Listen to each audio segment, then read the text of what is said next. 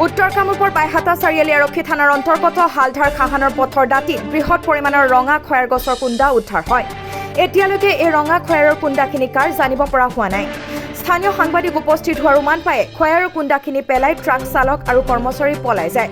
যোৱা নিশা 2 বজাৰ পৰা বৰ্তমানলৈকে উক্ত স্থানত বন বিভাগ অথবা আৰক্ষীৰ লোক উপস্থিত হোৱা নাই। ঘটনা সম্পৰ্কত বাইহাটা চাৰিআলিৰ আৰক্ষীক খবৰ দিয়া হৈছিল নিশাৰ ভিতৰতে, কিন্তু বৰ্তমানলৈকে উপস্থিত হোৱা নাই আৰক্ষী আৰু বন বিভাগ। ৰাইজে সন্দেহ প্ৰকাশ কৰিছে উক্ত কাঠসমূহ স্থানীয় ব্যৱসায়ী জনক ডেকা উপাধিৰ এজন ব্যক্তিৰ। ৰাইজৰ বাৰ্তাৰ দৰ্শকসকলক দি আছো এই মুহূৰ্তৰ এটা গুৰুত্বপূৰ্ণ খবৰ। উত্তৰ কামৰূপৰ বাইহাটা চাৰিআলি আৰক্ষী থানাৰ অন্তৰ্গত হালধাৰ খাহানৰ পথৰ দাঁতিত বৃহৎ পৰিমাণৰ ৰঙা খয়াৰ গছৰ কুণ্ডা উদ্ধাৰ হয়। এতিয়ালৈকে এই ৰঙা খয়াৰৰ কুণ্ডাখিনি কাৰ জানিব পৰা হোৱা নাই। স্থানীয় সাংবাদিক উপস্থিত হোৱাৰ উমান পায়ে খয়াৰৰ কুণ্ডাখিনি পেলাই ট্ৰাক চালক আৰু কৰ্মচাৰী পলাই যায়। যোৱা নিশা 2 বজাৰ পৰা বৰ্তমানলৈকে উক্ত স্থানত বন বিভাগ অথবা আৰক্ষী উপস্থিত হোৱা নাই। ঘটনা সন্দৰ্ভত বাইহাটা চাৰিআলি আৰক্ষীক খবৰ দিয়া হৈছিল ৰাতিৰ ভিতৰতে, কিন্তু বৰ্তমানলৈকে উপস্থিত হোৱা নাই আৰক্ষী আৰু বন বিভাগ। ৰাইজে সন্দেহ প্ৰকাশ কৰিছে উক্ত কাঠসমূহ স্থানীয় ব্যৱসায়ী জনক ডেকা উপাধিৰ এজন ব্যক্তিৰ। এই সংক্ৰান্তত সবিশেষ আমাক জনাব আমাৰ বাইহাটা চাৰিআলিৰ সাংবাদিক সেলিম চৌধুৰীয়ে। ইতিমধ্যে উত্তৰ কামৰূপৰ যি বাইহাটা চাৰিআলি আমাৰ সংবাদকৰ্মী আছিলে সেলিম চৌধুৰী, তেওঁ ইতিমধ্যে জনাইছে যে ৰঙা খয়াৰৰ যি কুণ্ডা গছৰ কুণ্ডা ইতিমধ্যে চোৰাংভাৱে দুষ্কৃতিকাৰী আনিছিলে আৰু নিশা 2 বজাত সাংবাদিকৰ দল তথা অন্যান্য ৰাইজক দেখি তেওঁলোকে ইতিমধ্যে কাঠখিনি পেলাই থৈ গৈছে। হয় সেলিম চৌধুৰী, এই মুহূৰ্তৰ আপোনাৰ ৰাইজৰ বাৰ্তালৈ স্বাগতম জনাইছোঁ। নিশ্চয় নিশ্চয়, ধন্যবাদ ধন্যবাদ ধন্যবাদ। কি ক'ব এই মুহূৰ্তত? এতিয়ালৈকে আপুনি কৈছে যে এই মুহূৰ্তলৈকে বন বিভাগ তথা প্ৰশাসনৰ লোক আহি পোৱা নাই, কি ক'ব? হয় হয় হয় হয় হয়, বৰ্তমান এনেকুৱা হৈছে যে ইয়াৰ পৰিৱেশ এনেকুৱা ধৰণৰ হৈছে, কুম্ভকৰ্ণ নিদ্ৰাত বন বিভাগ মানে আছে, এতিয়ালৈ আছে নিৰ্দিষ্ট ভূমিকাত। নাজানো আমি কিহৰ কাৰণে এনেকুৱা হৈছে। আমি 2টা বজালৈ মানে আমি কাঠৰ কুণ্ডাৰ কাষত আমি ৰখি আছিলো মৰণশৰণ কৰি কিনে, কিন্তু তাৰপিছত আমি বাইহাটা চাৰিআলি আৰক্ষী বিষয়াক এই বিষয়ে অৱগত কৰাইছিলো। তেওঁলোকে পেট্ৰলিঙৰ গাড়ীখন আহিছিল যদিও তেওঁলোকে একজেক্টলি লোকেশ্যনটো নাপালে কাৰণে গুচি গ'ল। তাৰপিছত আমি চক্ৰ বিষয়া ছাৰক জনাইছিলো, তাৰপিছত আমি জনাইছিলো কামৰূপ SP ছাৰক জনাইছিলো। তাৰপিছতো আমি কামৰূপ SP ছাৰক কৈছিলো যে আমি হেৰি কৰি আছো, যে আপুনি জনাই দিয়ক, আমাৰ ফোন ৰিচিভ কৰা নাই। বন বিভাগক কৈছে মই ব্যৱস্থা কৰি আছো, কিন্তু এতিয়ালৈ কোনো ব্যৱস্থা লোৱা নাই। আমি ভাবো যে ইয়াৰ লগত এটা ডাঙৰ চক্ৰ জড়িত আছে, যাৰ জৰিয়তে তাৰমানে ইমান লক্ষাধিক টকাৰ তাৰমানে মানে হেৰি হয়, হেৰাফেৰি হৈ আছে। আৰু এটা এনেকুৱা দুখৰ বিষয় যে এতিয়ালৈ কোনো অহা নাই। আৰু সেই মানুহজন আমি যিজনক আমি কৈছিলো, আমাৰ হাতত এতিয়া প্ৰমাণ আহি পৰিছে। সেইজন ব্যক্তি হ'ল কি সেই অঞ্চলৰে উমেশ ডেকা বুলি। তেওঁ এই ব্যৱসায়ৰ লগত জড়িত হৈ আছে আৰু আমাৰ তাত সম্পূৰ্ণ তথ্য ইতিমধ্যে আমাৰ তাত মজুত আছে। গতিকে তেওঁ এই ইতিমধ্যে সকলোখিনি তাৰ পৰা গছৰ কুণ্ডা উঠাই লৈ গ'ল, কিন্তু এতিয়ালৈ বন বিভাগে একোৱে কৰা নাই।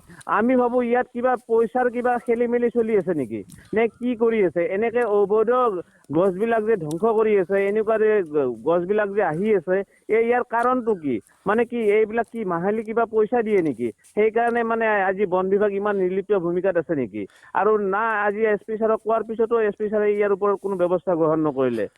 আমি চক্ৰ বিষয়া চাৰ্কল বিষয়া ছাৰক কলো, হেৰি তেওঁ কোনো ব্যৱস্থা গ্ৰহণ নকৰিলে। তাৰপিছত আৰক্ষী বিষয়াক কলো, তেওঁ এতিয়ালৈ, তাৰপিছত মই দিনতো এবাৰ কল কৰিছো, তেওঁ কৈছে যে পৰীক্ষা ডিউটি আছে, এইটো বন বিভাগৰ কথা, বন বিভাগক কওক। এতিয়া ইফালৰ পৰা সিফালে ঠেলি আছে, এতিয়া কামটো হলে নহয়। কাৰণটো কি ক'ব নোৱাৰো। আমি গোটেইখিনি প্ৰমাণ দিয়াৰ পিছতো কোনে নিছে, কিহৰ কিমান লক্ষাধিক টকাৰ কাঠ আছিল, চব আছিল, আমি ভিডিঅ' ফুটেজ সকলোবোৰ দিয়াৰ পিছতো এতিয়ালৈ আৰক্ষীয়ে হওক বন বিভাগে হওক ইয়াৰ ওপৰত ব্যৱস্থা লোৱা নাই। আপুনি গুৰুত্বপূৰ্ণ কথা কৈছে যে নিশা 2 বজাতে কাঠখিনি পেলাই থৈ ইতিমধ্যে পলায়ন কৰিলে চোৰাং কাঠ বেপাৰী। এই 2 বজাৰ পৰা ইতিমধ্যে 3:30 বাজি গ'ল, এতিয়ালৈকে আহি পোৱা নাই। গতিকে আপুনি যি ডেকা উপাধিৰ ব্যক্তিগৰাকীৰ কথা কৈছে, ডেকা উপাধিৰ ব্যক্তিগৰাকী বন বিভাগৰ লোকৰ সৈতে নিশ্চিতভাৱে মিতিৰালি থাকিব। এতিয়া এই মুহূৰ্তত আৰক্ষী বিভাগৰ পৰা কিবা খবৰ আহিছে নেকি আপোনালোকৰ হাতলৈ? মই এতিয়ালৈ আৰক্ষী বিভাগৰ পৰা একো খবৰ অহা নাই। মোক আৰক্ষী বিষয়াই মই ফোন কৰিছিলোঁ, মই তেওঁক নিজে কথা পাতিছোঁ। তেওঁ কৈছে যে মোৰ পৰীক্ষাৰ ডিউটি আছে, মই তাতে ব্যস্ত হৈ আছোঁ, গতিকে মই যাব নোৱাৰিম, মই আপোনালোকে বন বিভাগৰ মানুহৰ লগত কথা পাতক। এতিয়া আমাৰ এনেকুৱা হৈছে যে সাধাৰণ ৰাইজৰ, আমাৰ সংবাদ জগতৰ মানে কৰ্মী হিচাপে আমাৰ এনেকুৱা হৈছে যে আমিহে ঘূৰি ফুৰিব লাগিব যে ক'ত যাব লাগে, ক'ত যাব নালাগে, ক'ত যাব, কি কৰিব লাগে। আজি বন বিভাগৰ মানুহক ফোন কৰি আছোঁ, তেওঁলোকে কেতিয়াও ফোন নুঠায়। আৰু আমি কামৰূপ জিলাৰ SP ছাৰক ফোন কৰিছোঁ, তেখেতে ইয়াৰ ওপৰত ব্যৱস্থা ল'ম বুলি কৈছে, কিন্তু এতিয়ালৈ আমি দেখা নাই কি ব্যৱস্থা লৈছে। এতিয়া কি হৈছে, কি হোৱা নাই, কি তাৰমানে কি ইয়াত কিবা ৰাজনৈতিক দলৰ কোনোবা নেতা জড়িত আছে নেকি, প্ৰভাৱশালী নেতা? আমাৰ সন্দেহ হয়। নহয়তোবা ইয়াত কোনোবা ডাঙৰ কোনোবা ইয়াত ব্যক্তি জড়িত হৈ আছে নেকি, যাৰ ফলত এইবিলাক ধৰণৰ ইমান তথ্য দিয়াৰ পিছতো আজি ইয়াৰ ওপৰত কোনো ব্যৱস্থা গ্ৰহণ হয় নকৰিলে।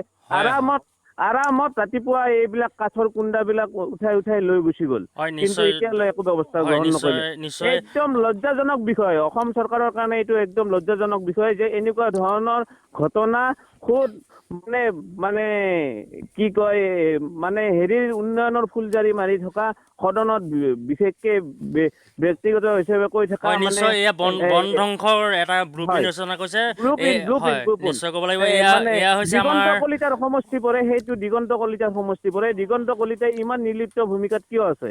তাৰ মানে এইটো কথাত কি কোনোবা ইয়াত কিবা ৰাজনৈতিক নেতাৰ প্ৰভাৱ আছে নেকি? হয় সেইকাৰণে আমাৰ সন্দেহ হয় যে ইয়াত তাৰমানে আইন বোলা বস্তুটো একোৱে নাই, আমি যিটো দেখা পালোঁ।